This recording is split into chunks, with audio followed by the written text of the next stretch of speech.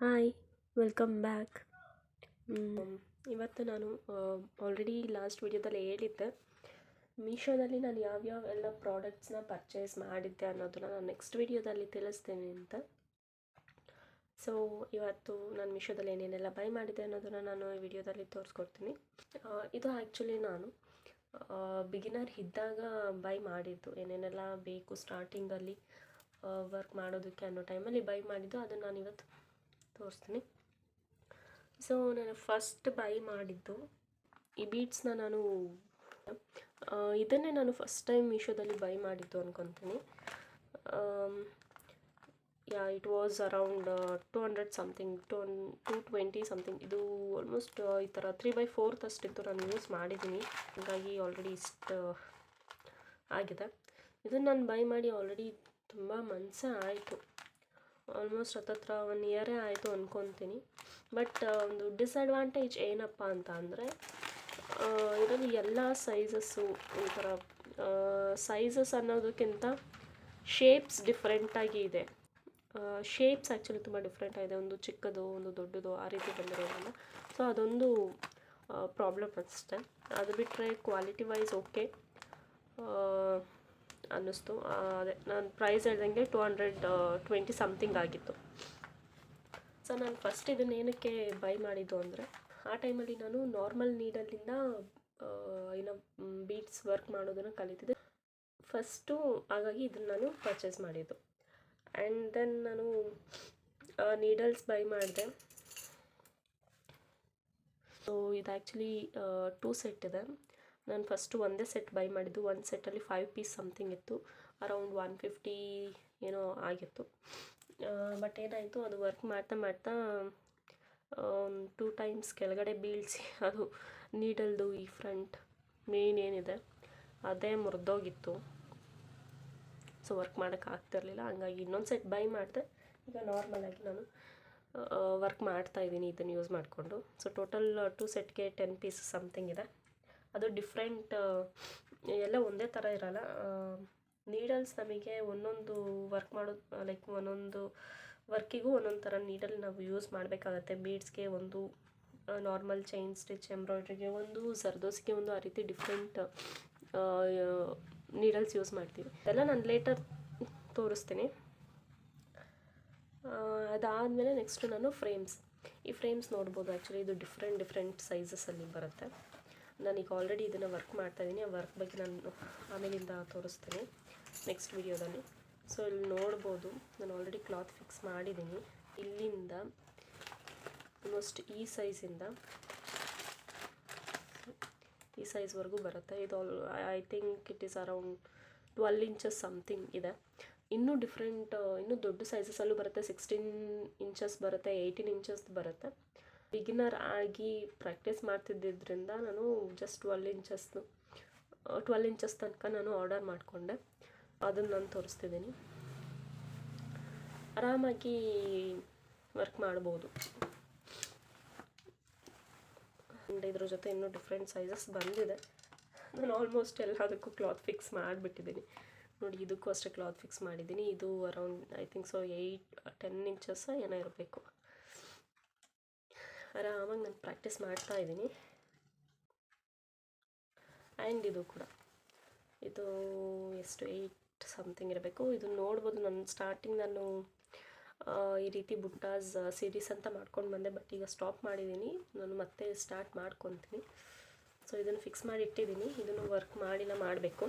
Next ಇಷ್ಟಾದಮೇಲೆ next ನನಗೆ ಮತ್ತೆ I guess this is 6 inch or 4 inch, I don't remember. ಈ ಥರ ಚಿಕ್ಕ ಸೈಜಸ್ದು ಕೂಡ ಬಂದಿದೆ. ಸೊ ಟೋಟಲ್ 5 ಬಂದಿದೆ. ಇದನ್ನು ಕೂಡ ಮೀಶೋದಲ್ಲೇ ಒಂದೇ ಟೈಮ್ ಪರ್ಚೇಸ್ ಮಾಡಿದ್ದು. ಒಂದೇ ಆರ್ಡರ್ಗೆ 5 ಪೀಸಸ್ ಬಂದಿತ್ತು. I guess around 200 or 300 something ಅಷ್ಟರಲ್ಲೇ ಬರುತ್ತೆ. ಆ್ಯಂಡ್ ದೆನ್ ಅದ್ರ ಜೊತೆಗೆ ಈ ಒಂದು ಥ್ರೆಡ್ಸ್, ಈ ಝರಿ ಥ್ರೆಡ್ಸ್ ಅಂತಾರೆ. ವಿತ್ ಇದೊಂದು golden colour and one more is ಇದು ಸಿಲ್ವರ್ ಕಲರ್. ಈ ಎರಡನ್ನೂ ನಾನು ಬುಕ್ ಮಾಡಿದ್ದೆ. ಹಾರಿ ಫ್ರೇಮ್ಸ್ ಏನಿದೆ ಅದ್ರ ಜೊತೆನೇ ಎರಡೂ ಆರ್ಡರ್ ಮಾಡಿದ್ದೆ ಅಂದ್ಕೊತೀನಿ. ಸಪ್ರೇಟಾಗಿ ಏನು ಮಾಡಿರಲಿಲ್ಲ, ಅದ್ರ ಜೊತೆನೇ ಮಾಡಿದ್ದು. ಆ್ಯಂಡ್ ನೆಕ್ಸ್ಟ್ ಇಸ್ ಇದು ಚಾಕ್ ತೋರಿಸ್ತೀನಿ.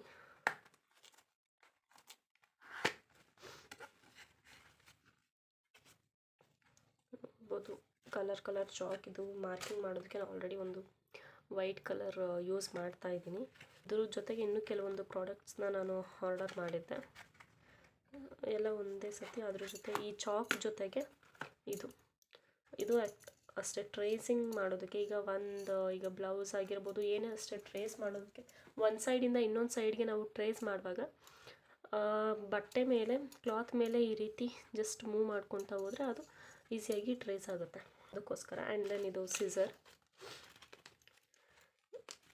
ಇದೆಲ್ಲ ಆ್ಯಕ್ಚುಲಿ ಒಂದೇ, ಈ ಚಾಕು, ಈ ಟ್ರೇಸಿಂಗ್ ವೀಲ್ ಮತ್ತು ಈ ಸಿಸರು ಆ್ಯಂಡ್ ದಿಸ್ ಒನ್. ಇದು ಏನಕ್ಕೆ ಅಂದರೆ ಕೆಲವ್ರಿಗೆ ಏನಕ್ಕೆ ಯೂಸ್ ಮಾಡ್ತಾರೆ ಅಂತ ಗೊತ್ತಿರಲ್ಲ. ಸ್ಟಿಚಸ್ ಹಾಕಿದರೆ ಸ್ಟಿಚಸ್ ರಿಮೂವ್ ಮಾಡೋದಕ್ಕೆ ತುಂಬಾ ಯೂಸ್ಫುಲ್ ಇದು. ಈ ರೀತಿ ಇಟ್ಕೊಂಡು ನಾನು ಇನ್ಫ್ಯಾಕ್ಟ್ ಸ್ಟಾರ್ಟಿಂಗ್ ಬೈ ಮಾಡಿದಾಗ ನನಗೂ ಕೂಡ ಹೇಗೆ ಯೂಸ್ ಮಾಡೋದು ಅನ್ನೋದೇ ಗೊತ್ತಿರಲಿಲ್ಲ. ಆ್ಯಂಡ್ ದೆನ್ ನಾನು ನೋಡ್ತಾ ಕಲಿತ್ಕೊಂಡೆ ಯೂಟ್ಯೂಬ್ ವೀಡಿಯೋಸ್ ಅಲ್ಲಿ ಇಲ್ಲಿ. ಈ ರೀತಿ ಇಟ್ಕೊಂಡು ಜಸ್ಟ್ ಸ್ಟಿಚಸ್ನ ರಿಮೂವ್ ಮಾಡ್ತಾ ಹೋಗ್ತಾರೆ. ನಾನು ತೋರಿಸ್ಕೊಡ್ತೀನಿ ನೆಕ್ಸ್ಟ್ ವೀಡಿಯೋದಲ್ಲಿ. ಆ್ಯಂಡ್ ಇದ್ರ ಜೊತೆ ಒನ್ ಮೋರ್,